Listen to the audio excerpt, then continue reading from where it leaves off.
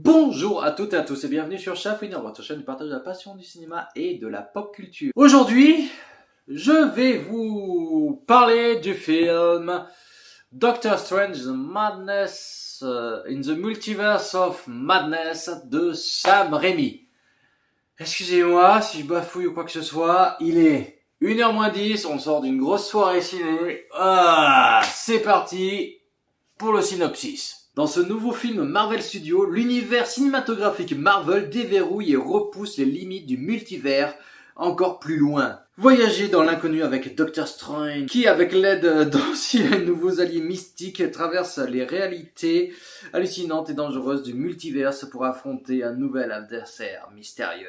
Donc c'est sorti le 4 mai 2022, c'est un film de Sam Raimi avec Benedict Cumberbatch dans le rôle principal, celui du docteur Stevens Vincent Strange et Elizabeth Olsen dans celui de Wanda Maximoff. Alors, comment bien vous parler du film ? Je vous propose qu'on démarre par l'histoire. Bon, l'histoire, c'est plus ou moins ce que je vous ai présenté dans le synopsis.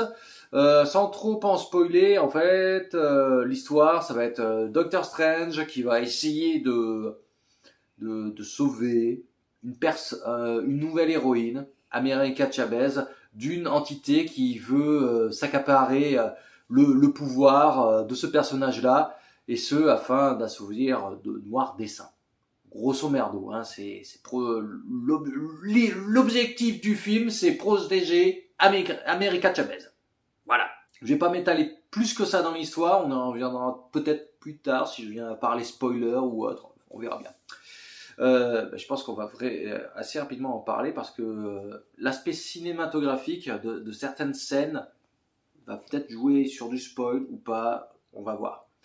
Bon, là on en est quand même au 28e film du Marvel Cinematic Universe, je crois, ça se corrige si je dis une bêtise, mais c'est qu'on en a mangé du Marvel, mais je crois qu'on en a jamais mangé un comme celui-ci.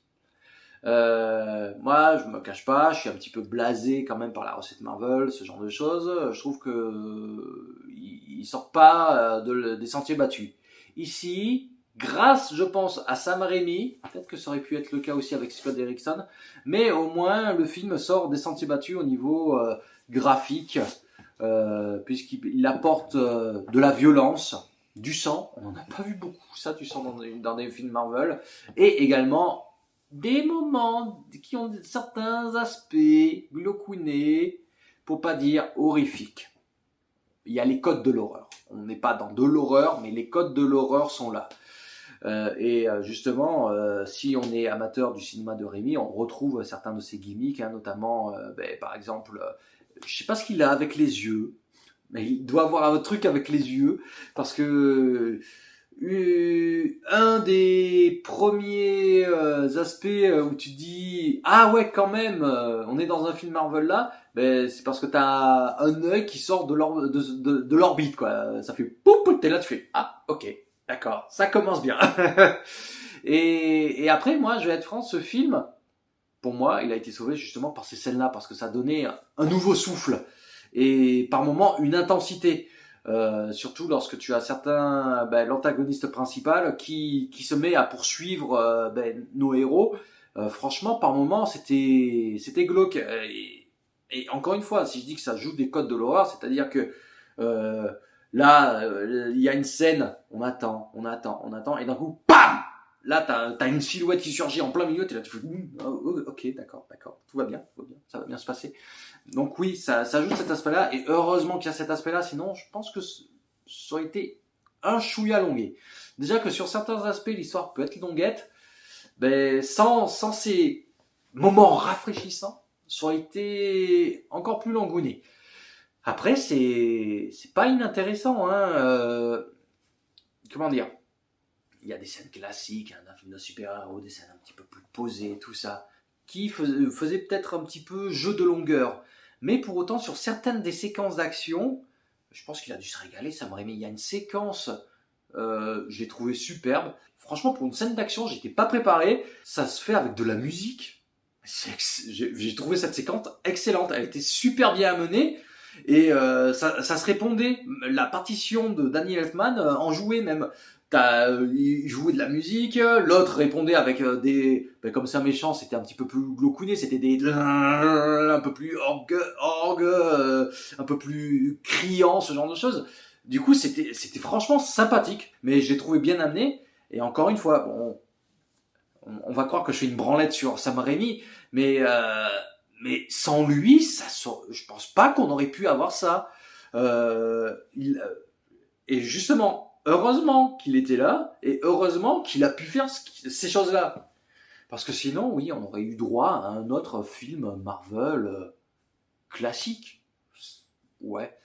Et encore, je pense qu'il y aurait beaucoup à dire au niveau de la réalisation. Là, j'ai pas trop de séquences qui me reviennent. Franchement, au niveau de la réalisation, moi j'ai été satisfait, comme au niveau de la partition, notamment. Danny Elfman, autant on peut le critiquer, ce genre de choses, mais ici il a fait du bon taf. Il a proposé des thèmes intéressants, même des reprises de thèmes inattendues pour certaines, mais ouais, franchement c'était très sympa, notamment la première fois où on voit comment dire le personnage du Docteur Strange aller mettre la cape, voilà. Lorsqu'il met pour la première fois la cape, on aurait dit une scène qui sortait tout droit d'un des premiers Spider-Man.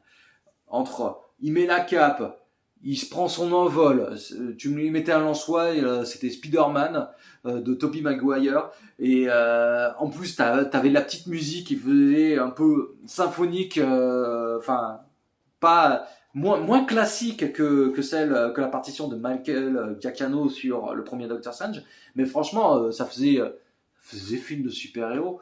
Et oui, je pense qu'en fait, ce qui fait le bon de ce film, c'est parce qu'on avait un réalisateur qui a fait autant de l'horreur, qui se marie très bien avec la thématique folie du multiverse, et aussi quelqu'un qui a déjà fait des films de super-héros. Et du coup, ça match. Pour moi, ça match. Après, au niveau des effets spéciaux, il y a quand même, par moments, quelques petites incrustations qui m'ont fait un petit peu tiquer de l'œil. Notamment le personnage de America Chavez face à un premier opposant. Là, j'étais là, ah, d'accord. Ouais, il y a quelques petits trucs qui font tiquer, mais sinon après, en soi, les effets spéciaux, ils sont pas trop dégueux. Je pense avoir fait le tour. Maintenant, je vais aller un petit peu plus dans le sale. Ça va spoiler, donc si vous voulez partir, partez. Donc, alors, comment bien commencer ce film? Comment bien commencer d'en parler? En soi, moi j'ai bien aimé, hein. Je vais pas m'en cacher, j'ai bien aimé. Heureusement qu'il y avait encore une fois Sam Raimi, comme j'ai pu le présenter. Hein. Le côté horrifique, hein, on le doit surtout par rapport à la présentation de ce qui est fait autour du personnage de Wanda Maximoff, qui a totalement vrillé par rapport à ce qu'elle était dans les précédents Avengers. C'est une situation qui est due en partie à ce qui est arrivé dans WandaVision. La problématique qu'on peut avoir avec du coup ce film, c'est si t'as pas vu WandaVision, est-ce que tu vas piper quelque chose au film? Si c'est le cas, dis-le moi en commentaire. Mais oui, c'est grâce à Wanda qu'on doit le gros des aspects horrifiques du film. Et justement, c'est une antagoniste, comment dire? Moi, je l'ai pas trouvé crédible comme antagoniste. Wanda? Ouais, je l'ai pas trouvé crédible parce qu'au final, c'est pas de la méchanceté pour de la méchanceté. Tout ce qu'elle veut, c'est retrouver ses gosses. Il y a pas. Moi, j'ai trouvé dans WandaVision, c'est de la gentillesse, quoi. C'est juste qu'elle veut trouver une famille et tout ça. Et là, c'est juste son côté sombre qui veut retrouver sa famille aussi, qui veut du calme, de la sérénité. Oui, mais du coup, c'est plus une méchante tragique qu'une méchante, quoi. Ah oui, c'est tragique, hein. Voilà. Oh oui. Moi, d'ailleurs, à la fin, j'ai été un peu triste qu'elle elle se rend compte finalement qu'elle a fait du mal pour ses enfants et elle a fait du mal sur son double, quoi. Enfin, ce double soi-même. Et, et qu'elle se détruise. Je sais pas, j'espère que plus tard elle va revenir, quoi, parce que Une continuité au personnage, parce qu'on reste un peu sur sa fin quand même. oui. Et oui, bon, voilà.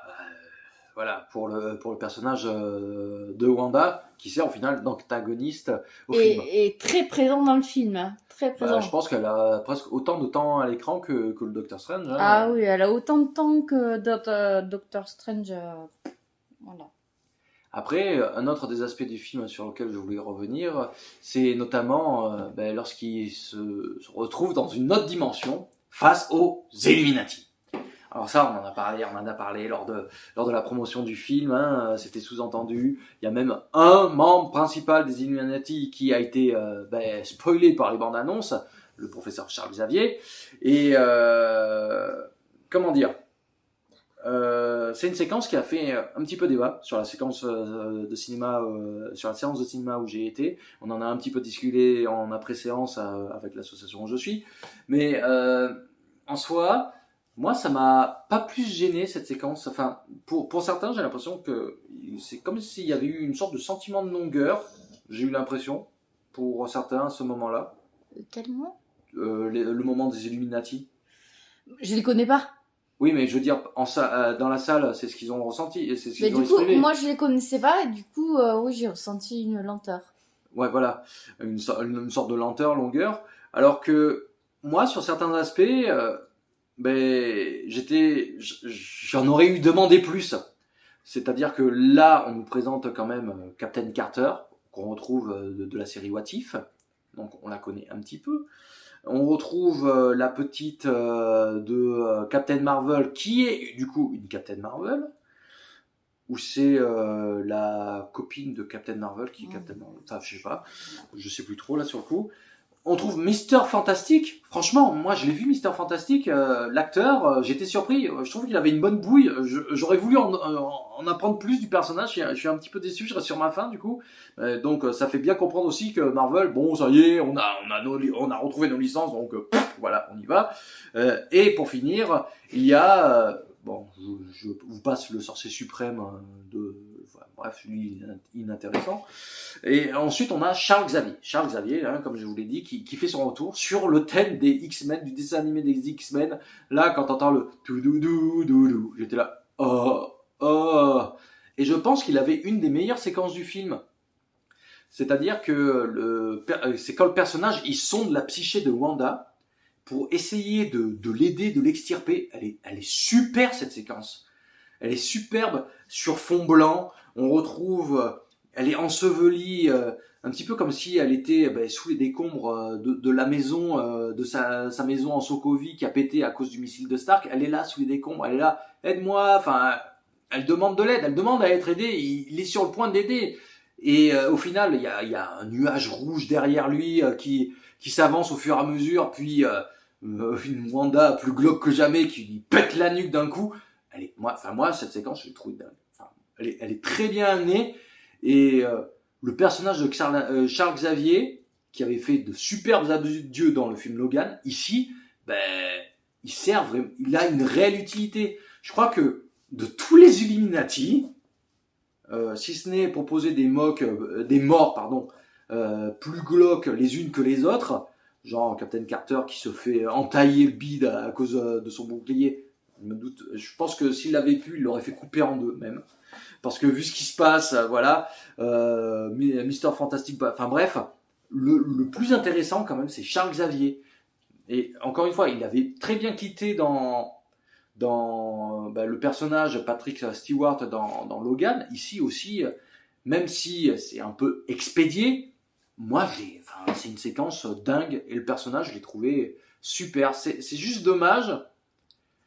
Bon, là, ça va partir dans les théories, mais en sachant que Charles Xavier, c'est un télépathe ou quoi que ce soit, en partant du fait qu'il a essayé d'aider Wanda, il y aurait pu avoir chez Wanda des sortes de réminiscences de Charles qui essaie de lui dire « Wanda, ne fais pas ça », des petites voix de temps à autre sans pour autant mettre le visage du professeur, mais ça aurait pu faire une sorte de dualité et peut-être justement apporter un peu plus de tragique au personnage et rendre le personnage je sais pas, moi je trouve je suis d'accord avec ce que tu disais sur Wanda, mais pour moi c'était trop plat, tout en pas contente. Oui, voilà. Alors que, mettons, s'il y avait eu ces petites séquences où t'avais Charles qui disait Wanda, fais pas ça, et du coup, elle était là, ah non, je fais de la merde, etc. Et d'un coup, il y avait des séquences duel avec face à la sorcière rouge qui faisait non, vas-y, pense à tes enfants ou des trucs dans le genre. Ou même, par exemple, à la sortie de la séance ciné, on en parlait, mais au final, si vous avez pas vu WandaVision, Ouais, là, tu peux pourquoi pas. vous expliquer qu'elle pète une durite par rapport à ses enfants? Ben, il fallait mettre Pietro, son frère jumeau. Justement, son frère jumeau ça aurait pu animer sa colère, déjà permettre aux personnes qui n'ont pas vu WandaVision de comprendre pourquoi elle peut être vénère un petit peu. Ben là, faut regarder tout. Hein. Voilà, c'est la problématique. C'est la problématique. Tu peux pas regarder le film si t'as pas regardé au moins Wanda Vision ou Doctor Strange 1. Moi, j'ai pas regardé Doctor Strange 1 et ça a été un peu difficile. Mais heureusement que j'avais WandaVision. Hein. Franchement, c'est une grosse base. Hein. Il faut pas voir ce film sans avoir vu WandaVision. Ah, Mais, ouais. mais par exemple, pour revenir sur Pietro et sur mon discours avec Charles Xavier, même Pietro qui apparaît de temps à autre pour faire Wanda, fais pas ça ou autre. Enfin, en plus du professeur Charles Xavier, ça aurait pu apporter une sorte de musicalité au personnage. Ça aurait pas juste été, ça aurait pu permettre de faire. Enfin voilà. Je pense en avoir dit pas mal de choses. Le Non, chinois. Quoi le chinois? Wang? On parle pas. Et le ce personnage, il est beau, mais il sert presque à rien. Hein. Pourquoi America, ça veut dire américaine, c'est ça la Je question? sais pas. Ouais. Pourquoi le prénom America? Je sais pas du tout. C'est comme ça qu'elle s'appelle dans les comics. Je trouve ça un peu nationalisé, quoi. Nationaliste? Ouais. Je sais pas. Pourtant, elle est Un peu hispanique. comme Elle est Miss hispanique Marvel. et elle a des mères.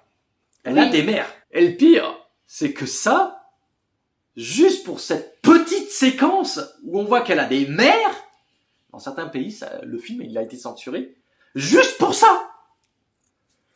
What's the point? Des fois, je comprends pas. Je vois pas personnellement, je vois pas du tout ce qu'il y a de choquant. Donc, bref.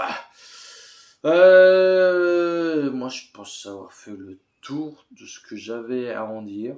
Si ce n'est que pour conclure, je peux dire juste merci Sam Raimi quand même d'avoir proposé un bon film Marvel. C'est pas non plus le film Marvel ou le film, voilà.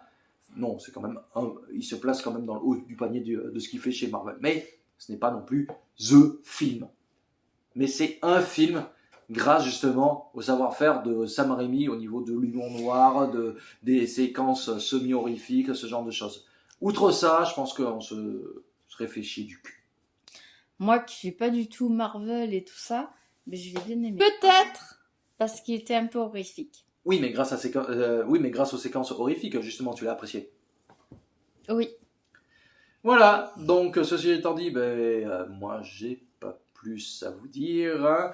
Je compte sur vous pour commenter. Hein. N'hésitez pas à commenter hein, et justement à dire en commentaire ce que vous voulez découvrir de plus sur la chaîne.